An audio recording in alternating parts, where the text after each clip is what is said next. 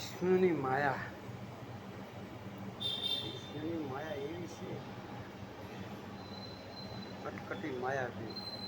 આડા આળવા ભયડા લીધેલા, એમાંથી જીવને છૂટવું મુશ્કેલ છે.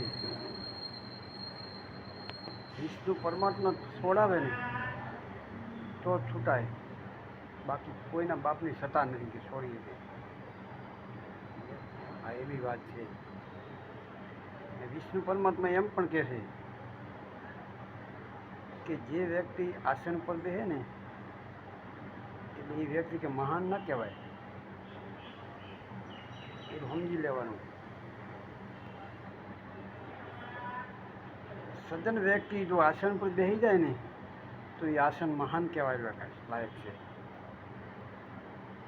એટલે આસનથી કંઈ નથી હોતું, મહાનતાથી હોય છે. સજ્જન પુરુષ એ આસન ઉપર ગમે એવું આસન બેસે તો એ આસન મહાન થઈ જાય.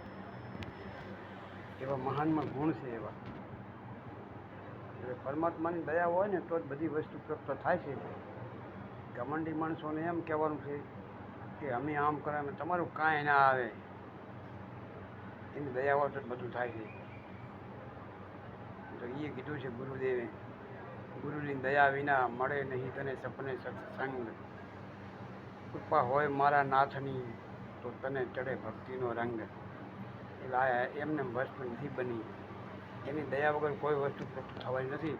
એટલે કમંડીને એમ કહેવાનું છે કે કમંડ બહુ કરતા નહીં, એને માપમાં રહેજો તો સારું લાગશે. એની દયા હોય તો તમને તારશે ને કે નહીં તારે નહીં દયા હોય.